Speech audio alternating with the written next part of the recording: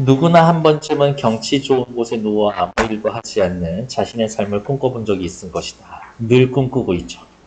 이러한 상상에는 일이라는 것, 즉 노동에 대해 부정적인 생각이 깔려 있습니다. 아, 일하고 싶지 않아요, 이거지. 하지만 역사 속에서 노동을 통해 세상과 사회를 발전시켜 왔고, 노동의 긍정적인 측면, 이러한 점에서 노동은 나름대로 가치가 있습니다. 노동의 가치 뭐예요? 개인과 사회를 발전시켜 왔습니다. 그렇다면 철학자들은 인간의 노동에 대해서 어떤 의미를 부여했을까요? 로크는 이야기합니다. 노동을 해야 소유권을 주장할 수가 있다. 로크는 노동을 소유의 권리와 관련해서 설명했다. 미리 말씀드리면 노동을 해야 소유권, 소유의 권리가 생긴다. 로크는 신이 인류의 생존을 위해 인간에게 자연을 공유물로 주면서 신이 인간에게 얘기했죠. 내가 너희들을 만들었다. 근데 내가 너희들을 다 먹여 살리지는 않을 거야. 니들이 알아서 먹고 사는 거는 그 정도는 니들이 해. 라면서 그러면 저희는 뭐 먹고 살아요? 둘러보아라. 다 니들 거다. 라고 얘기해 준 거지. 그게 공유물. 동시에 인간이 신의 목적대로, 신의 목적 뭐예요? 인류의 생존. 인류의 생존을 위해 자연을 이용할 수 있도록 이성도 주었다라고 주장을 합니다. 신은 모든 인간에게 자연으로서의 공유물과 무엇을 주었다? 이성을 주었다. 그런데 신이 인간에게 공유물로 주지 않은 유일한 것이 신체이기 때문에 신이 인간에게 주었는데 신체를 주었지. 근데 이 신체는 어떻게 각각 다르게 개별적으로 줬어. 이 몸뚱아리는 네 거, 이렇게 생긴 몸뚱아리는 네 거, 네 거, 네 거. 신체는 다 따로따로 줬어. 신체는 따로따로 줬기 때문에 각각의 신체에 대해서는 본인만의 배타적 권리를 가진다고 보았다. 무슨 말이에요? 내 신체는 내 거, 네 거 아니야. 손대지 마. 네 맘대로 할 수가 없어. 내 몸은 내 거. 이렇게 신체가 한 개인의 소유라면 신체 활동인 노동 역시 개인의 소유가 되는 겁니다. 그렇지. 신체는 개인의 소유다. 그 노동도 개인의 소유다. 내 걸로만 한 거니까. 이거 내 거야. 그러니까 이걸로 이용해서 붙이는 바람, 그 바람도 내 거야. 이렇게. 그래서 인간이 공유 상태인 어떤 사물에 노동을 부여한다라는 것은 공유물의 배타적 소유권을 첨가하는 것이다. 요게 로크의 핵심이죠. 노동을 한다.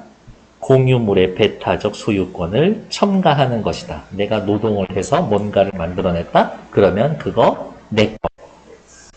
따라서 모든 개인은 노동을 통해 소유권의 주체가 될 수가 있다. 노동을 통해 소유권의 주체가 될 수가 있다. 노동을 하면 소유를 할 수 있다. 다만 로크는 모든 노동이 공유물에 대한 소유의 근거가 되는 것은 아니다. 노동을 해서 어떻게? 단순히 신체를 사용하는 게 아니라 삶과 편의에 최대한 도움이 되게 자연을 이용해야 한다. 내가 내 몸 신체를 써서 파괴를 하면 그거는 안 돼. 내가 노동을 해서 일을 해서 내 신체를 이용해서 노동을 해서 다른 사람이 이용 못하게 만들면 안 돼. 그렇게. 이에 따라 로크는 만약 어떠한 개인이 신체를 사용하는 공유물에 인류의 삶에 손해가 된다면 그것은 노동에 해당되지 않는다. 그렇기 때문에 소유권을 인정받을 수 없다고 주장했다. 로크에게 물어봤습니다. 로크 씨, 노동이란 무엇입니까? 소유권을 주장할 수가 있는 겁니다. 그러면 제 몸을 아무렇게나 써서 뭐든지 파괴적이고 다른 사람 못 쓰게 해도 그게 못 쓰게 되는 거 제 겁니까? 그건 노동이 아닙니다. 왜요? 노동은 이로운 결과를 만들어내야 되는 거니까요. 헤겔은 노동을 사적 소유권의 근거를 넘어서 주체와 객체가 통일되는 과정이고 인간이 자기의식과 정체성을 확보하는 계기라고 주장을 했습니다. 노동을 하면 주체와 객체가 통일이 되고 노동을 하면 자기의식과 정체성을 확보할 수가 있다. 노동을 통해서 내가 어떤 존재라는 걸 알 수 있게 된다. 인간은 동물과 달리 자연을 그대로 받아들이지 않고 노동을 통해 자신에게 맞게 바꾸어서 필요한 물품과 적절한 생활 환경을 마련해서 생명을 보존한다라고 이야기했다. 인간은 자연을 그대로 쓰는 게 아니라 노동을 통해 자신에게 맞게 바꾸어 필요한 물품과 생활 환경을 마련해서 생명을 보존한다. 제가 자꾸 예를 들잖아요. 동물은 비가 오고 추우면 있는 동굴을 찾아가. 하지만 인간은 동굴을 파고 집을 지어버려. 그러니까 바꾸는 거지. 이때 자립성을 지닌 객체는 노동의 주체의 노동에 저항하기 마련인데 요걸 이제 최근에 들였었던 건 요거죠. 자립성을 지친 객체 야생마. 는 주체 인간의 노동에 저항하기 마련인데 저 야생마 갖다 끌어다가 내가 타는데 써야 되겠다 라고 했는 인간의 노동에 저항하기 마련인데 객체의 자립성, 야생마의 자립성은 인간의 노동에 의해 일정하게 제거되고 약화되어 주체에 알맞게 변하게 됩니다. 이제 야생마가 가축이 됩니다. 그렇다고 야생마로서 가지고 있었던 모든 본성을 다 버리는 것은 아니지. 한편 인간은 노동 과정에서 그 야생마를 길들이는 과정에서 야생마에 내재된 질서나 법칙을 일정 정도 받아들이면서 쟤를 가축으로 바꾸겠다라고 하지만 얘 이런 습성만큼은 어떻게 할 수가 없구나 라는 거 있을 거잖아요. 이렇게 일정 정도 받아들이면서 자신의 욕구나 목적을 저걸 가축으로 만들어서 타고 다녀야겠다 라는 목적을 말 속에 실현합니다. 그 결과 객체는 야생마는 인간의 노동으로 사라지는 거나 파괴되는 게 아니라 객체는 인간과 무관한 것에서 인간을 위한 노동산물로 변화하는 겁니다.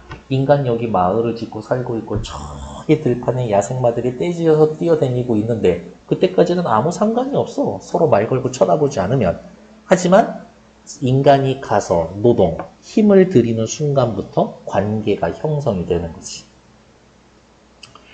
가축이 되었다. 노동산물로 변화하는 것이다. 이렇게 하여 주체는 객체 안으로 들어가고 객체는 주체의 고유한 형식을 받아들이게 됩니다. 이런 식으로 노동을 통해 주체는 객체 안으로 들어가고 객체는 주체의 고유한 형식을 받아들이게 됩니다. 이처럼 노동을 통해 주체가 자신을 객체 속에 나타내는 것을 자기 대상화라고 합니다. 옆집 아저씨한테 보여줘. 내가 이 야생마를 길들였어. 이 야생마가 가축처럼 쓰이고 있는 이 야생마는 자기 대상화의 결과물이에요. 결국 주체와 객체는 처음에는 분리 고립되어 있다가 서로 분리 고립되어 있다가 노동을 통해서 노동산물 속에서 통일되어 가고 주체는 그 속에서 실현된 자기 대상화 정도만큼 자기의식을 확보한다는 것이다. 길들이면 길들일수록 더 잘 길들이면 길들일수록 거기에서 자기의식을 확보할 수가 있다. 그런데 해겔은 노동산물이 가축이 인간의 소유지만 여전히 인간과 분리되어 있고 그렇지 완전히 한 몸 하나의 존재는 아니잖아. 주체를 완전히 표현하지도 못하기 때문에 그 길들여진 말을 보면서 내가 길들였다고 그 말이 나는 아니잖아. 그렇죠?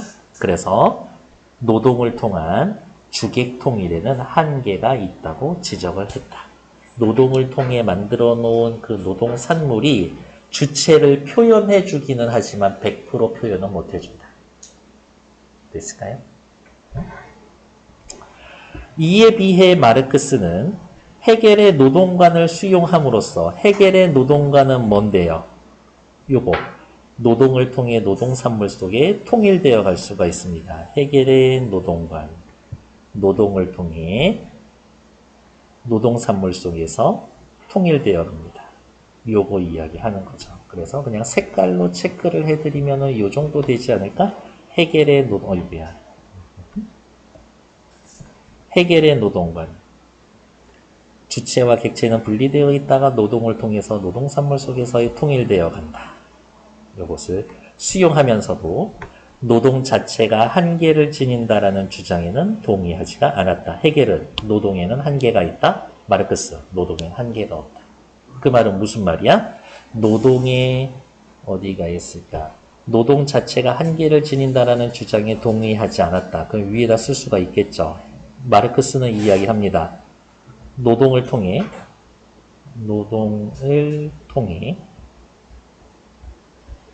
주체와 객체가 완전히 통일될 수 있다 라고 생각을 하는 거지.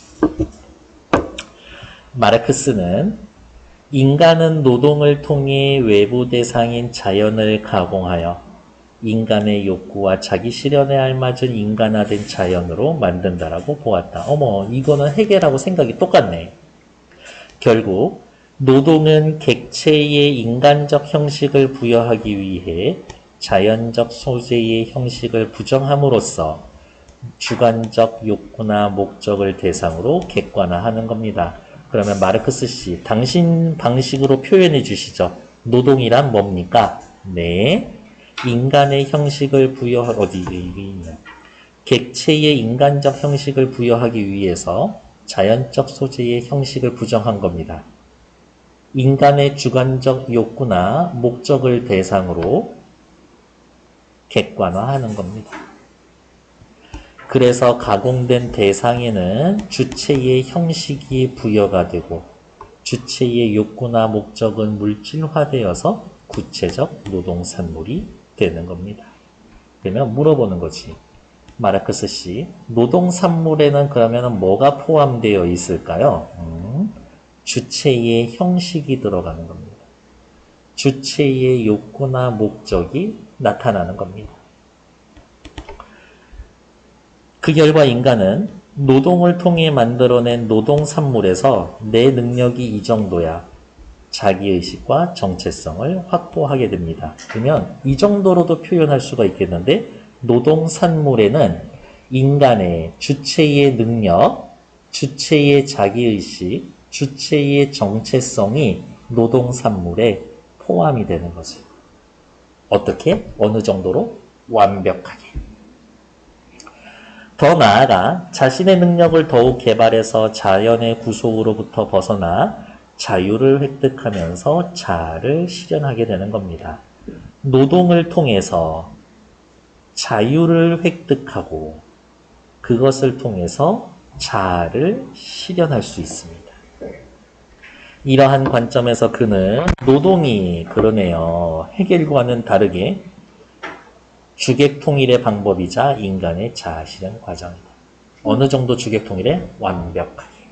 그런데 노동을 통한 주객통일에 한계가 있어. 완전히 사실 솔직히 마르크스 씨 완전히 지금 이 세상에 주객통일되어 있지 않잖아요. 그럼 당신 말 틀린 거 아닙니까? 아니요. 노동을 통한 주객통일의 한계는 사회적 구조와 한계 때문에 있는 겁니다. 현재 사회적 구조의 한계를 고치면, 극복하면 주체와 객체 완전히 통일될 수 있습니다. 노동을 통한 인간의 자아 실현을 완성하기 위해서 그러니까 사회 구조를 바꿔야 합니다. 자본주의 이제 더 이상 안 돼요. 이렇게 얘기를 할 거라고. 데스크. 오케이.